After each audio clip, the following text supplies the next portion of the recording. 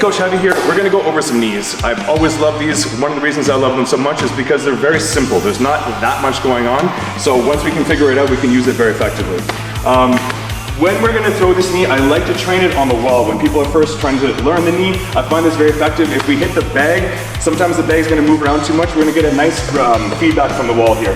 What I'm looking for when I'm first learning to throw my knee is this feedback, pushback from the wall. It means I'm driving my hip in.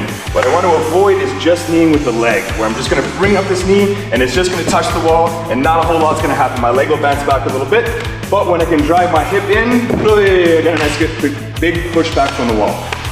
This helps us train. If we're gonna do that, or the switch, we know when we've driven into the wall when we get that nice feedback. So, bringing it down a little bit. All I need to do, because everything comes from the hips, I'm just gonna bring up my leg to about this far away. This is about all the space I need to drive in all of the damage that I do.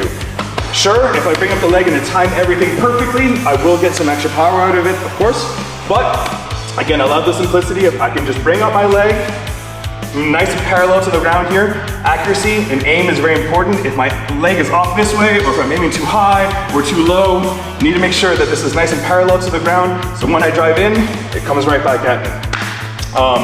So that's hips. Everything is just coming from this drive with the hip. I need to be able to use both my hips, so if I just drive with just this leg and I don't open up the other hip, I'm just gonna turn. So I need to drive with my hip and open up this back hip, maybe even a little pivot on my foot to let this hip drive forward. One more time, just bringing the leg up, drive in, and back. You can do the same thing on the switch. Switch is definitely more difficult to land when we're sparring, but it works really well if someone's putting a lot of pressure on.